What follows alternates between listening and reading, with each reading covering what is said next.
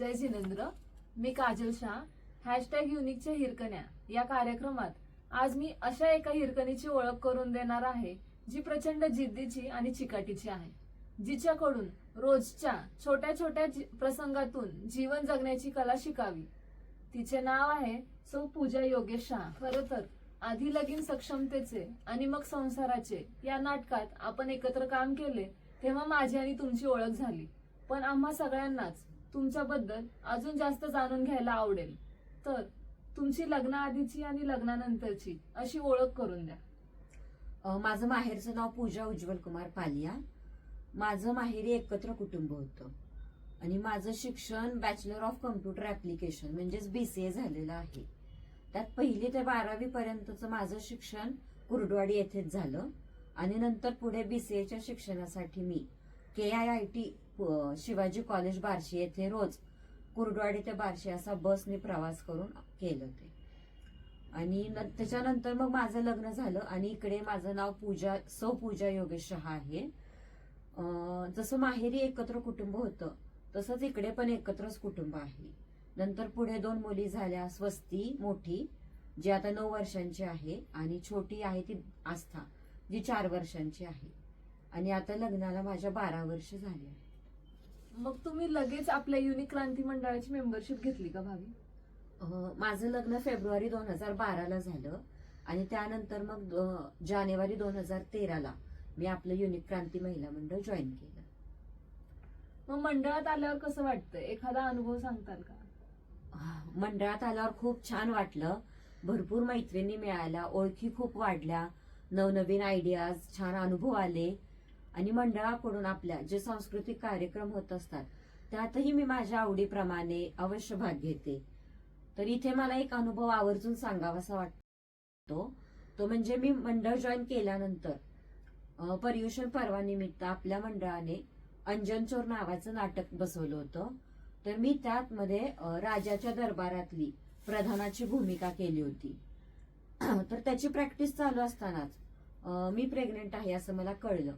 तर मग त्यानंतर मग सगळ्यांनी मला खूप मदत केली, खूप समजून घेतलं आणि ते नाटक खूप छान झालं नंतर.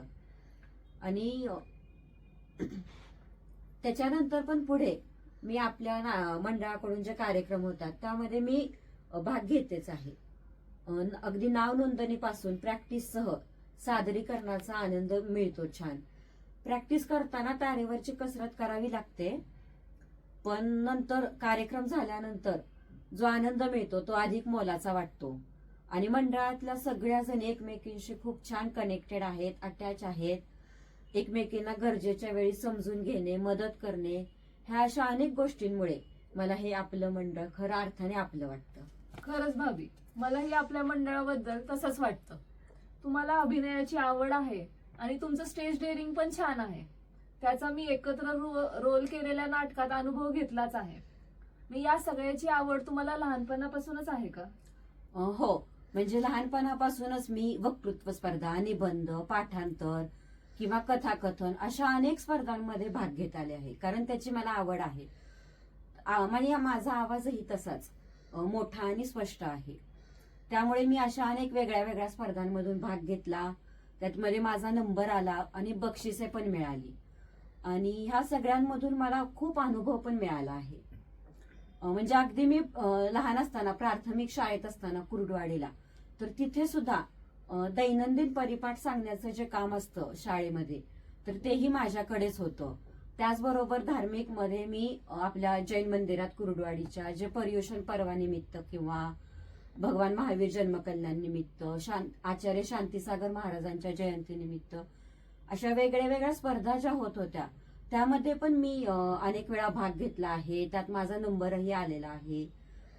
आणि त्याच्यानंतर मग पुढे जेव्हा मी BCA करत होते बार्शीला, तर तिथेही मी आमच्या कॉलेजकडून युथ फेस्टिवलला गेले होते. अकलूजला ग्रीन फिंगर्स कॉलेज आहे, तर तिथे मी वक्तृत्व आणि उत्स्फूर्त वक्तृत्व अशा स्पर्धांमधून भाग घेतला. तिथे मी 2 दिवस राहून मला खूप छान अनुभव मिळाले तिथून मला. छानच भाभी. मग तुम्ही लग्नाआधी आणि लग्नानंतर जॉब वगैरे काही केला आहे का? नाही, पण मी लग्नाआधी ट्युशन्स घेत होते. म्हणजे अगदी माझं कॉलेजचं शिक्षण चालू असताना पण मी रोज कुर्डुवाडी ते बार्शी असा रोज बसने येऊन जाऊन प्रवास करत असतानाही रोज सकाळी एक बॅच आणि कॉलेज नंतर आल्यानंतर संध्याकाळी एक बॅच असं माझं रुटीन होतं. पुढे लग्नानंतर सुरुवातीची बरीच वर्ष मी पूर्णवेळ गृहिणीच्या भूमिकेतून माझ्या जबाबदाऱ्या कर्तव्य समजावून घेतली. त्यात मला माझ्या सासूबाईंनी बरीच साथ दिली. म्हणजे मला आधी माहेरी असताना घरकाम वगैरे असं काही येत नव्हतं, तर इथं आल्यानंतर त्यांनी ते सगळं शिकवलं. नंतर पुढे मी अबॅकस टीचर ट्रेनिंग प्रोग्राम मधून अबॅकसचे ट्रेनिंग घेतले आणि आता माझे अबॅकसचे क्लासेस चालू आहेत. मला माहिती आहे भाभी की तुमच्या दोन्ही मुली खूप हुशार आहेत. करिक्युलर आणि एक्स्ट्रा करिक्युलर ऍक्टिव्हिटीज मध्ये त्या नेहमीच खूप चमकतात. तुमच्या या अनुभवाचा शिक्षणाचा उपयोग तुमच्या मुलींसाठी होतोय का? हो, नक्कीच होतोय. एकतर आपण शैक्षणिक क्षेत्रामध्ये अपडेट राहतो आणि दुसरी गोष्ट म्हणजे मी माझ्या दोन्ही मुलींचा अभ्यास मी स्वतःच घेते. त्यामुळे मग त्यांना बाहेर कुठे ट्युशन क्लास लावायची गरज पडत नाही.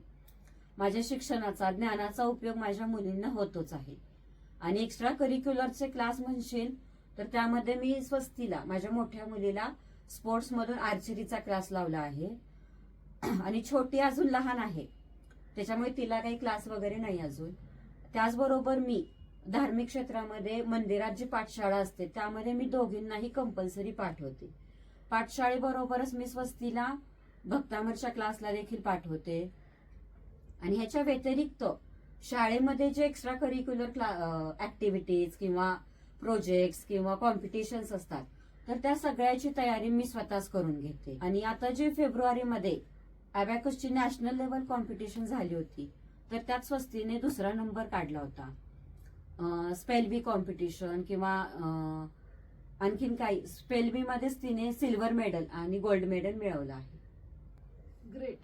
म्हणूनच असं म्हणतात की एक स्त्री शिकली तर पूर्ण कुटुंब शिकतं. भाभी, मुलींचे संगोपन करताना एक आई म्हणून तुम्हाला काय वाटतं? तुमचे त्याबद्दल काय विचार आहेत? पुढे जाऊन माझ्या मुलींनी समाजात एक उत्तम व्यक्ती म्हणून वावरावं ह्यासाठी मी कायम प्रयत्नशील असते. जीवनाची तत्व मूल्य त्यांनी जपावीत आचरणात आणावीत असा मी कायमच प्रयत्न करत असते. मगाशी मी सांगितल्याप्रमाणे मुलींच्या करिक्युलर आणि एक्स्ट्रा करिक्युलर मध्ये माझा पूर्ण सहभाग असतो. पण त्याच वेळी तो प्रोजेक्ट मुलींनी समजून उमजून करावा ह्यासाठी मी प्रयत्न करते. इथे मी 2 उदाहरणं सांगू इच्छिते. स्वस्ती माझी मुलगी मोठी तर ती जेव्हा सिनियर केजी मध्ये किंवा पहिलीत असेल तर तेव्हा तिच्या शाळेकडून संस्कृत श्लोक पाठांतर स्पर्धा होती. तर त्यावेळेस मी तिला 3-4 श्लोक लिहून दिले संस्कृतचे. त्याचा तिला अर्थ समजावून सांगितला आणि नंतर तिच्याकडून ते पाठ करून घेतले. तसंच स्पीच कॉम्पिटिशनच्या वेळेला तिला मी स्पीच लिहून दिलं, त्याचा अर्थ तिला तिच्या सोप्या शब्दात सांगितला आणि मग तिच्याकडून ते पाठ केलं. स्टोरी टेलिंग मध्ये पण असंच केलं. तर मग ह्या सगळ्यामध्ये तिने 1ला नंबर काढला आहे. आणि हे जे यश असतं हे आमच्या टीमचं यश आहे. म्हणजे मी आणि मुली अशी एक टीम असतो. अशी अनेक उदाहरणं देता येतील कारण ती सुद्धा बऱ्याच स्पर्धांमध्ये भाग घेते आणि तिचाही बहुतांश वेळा नंबर येतोच. तर सांगायचा मुद्दा इतकाच की मुलींनी घोकमपट्टी किंवा पोपटपंची न करता प्रत्येक गोष्ट प्रत्येक विषय समजून घ्यावा असंच मला वाटतं. तुमचे विचार ऐकून मला 3 इडियट्स आठवला भाभी. कामयाब होने के लिए नहीं काबिल होने के लिए पढ़ो या डायलॉग मधून आमिर खानने एक सुंदर संदेश दिलेला आहे. मग आज तुम्ही एक पालक म्हणून आम्हा मैत्रिणींना काय संदेश द्याल? संदेश किंवा सल्ला देण्या इतकी मी मोठी नाही, पण आतापर्यंतचे जे माझे अनुभव आहेत आणि त्यावरून मला जे कळलं तेवढं मी नक्की सांगते की आत्ताच्या मुलांना नाही शब्द ऐकण्याची सवय नाही असं आपण म्हणतो, पण खरं तर पालकांनाच नाही म्हणण्याची सवय नाही. मुलांनी काही मागितलं की लगेचच ते त्यांच्यासमोर हजर होतं किंवा बऱ्याचदा तर मुलांनी काही मागण्याआधीच ते त्यांना मिळतं. पण मुलांचा प्रत्येक हट्ट पुरवण्यापेक्षा त्यांना प्रत्येक गोष्ट देण्यापेक्षा जे चांगलं आहे जे योग्य आहे आणि महत्वाचं म्हणजे जितकी गरज आहे तितकंच त्यांना द्यावं. आपणच जर मुलांना एखाद्या गोष्टीसाठी ठामपणे नकार दिला तर आपोआपच मुलांना नकार ऐकण्याची पचवण्याची सवय लागते. स्पर्धा आणि ईर्ष्या ह्या 2 वेगळ्या वेगळ्या गोष्टी आहेत. ह्यातला मुख्य फरक पालकांनीच आधी समजून घेतला पाहिजे. तर एक उदाहरण सांगते की एखाद्या वेळेला जर आपल्या मुलाला 1-2 मार्क कमी पडले आणि त्याच वेळी जर दुसऱ्या मुलाला पैकीच्या पैकी मार्क पडले, तर आपल्या मुलाला कमी मार्क मिळालेत ह्यापेक्षा त्या मुलाला जास्त मार्क मिळालेत याचं दुःख पालकांना जास्त असतं. तर मला असं वाटतं की आपल्या मुलाची काय चूक झाली आहे, कुठे चुकलं आहे ते आपण समजून घेऊन त्याची प्रगती करावी. स्पर्धा ही नेहमी आपली आपल्याशीच असावी, तेव्हाच ती निकोप स्पर्धा असते. मी दिलेला संदेश आज सर्वांनाच गरजेचा आहे भाभी. खरं तर स्त्रीने उंबरा ओलांडला म्हणजेच ती कर्तृत्ववान असते असं नाही. स्त्रीचं कर्तृत्व फक्त पैसे कमवण्यात तोलता येत नाही. घर सांभाळण्यात सुद्धा कर्तृत्व आहेच. पण आजकाल कोणाला असं वाटत नाही. अशी ही आमची स्पष्ट बोलणारी आणि पंक्च्युअल युनिकची हिरकणी. अशाच नवनवीन #युनिकच्या हिरकण्यांची ओळख जाणून घेण्यासाठी आमच्या युट्यूब चॅनलला लाईक, शेअर आणि सबस्क्राईब करा. बेल आयकॉनवर क्लिक करा. धन्यवाद.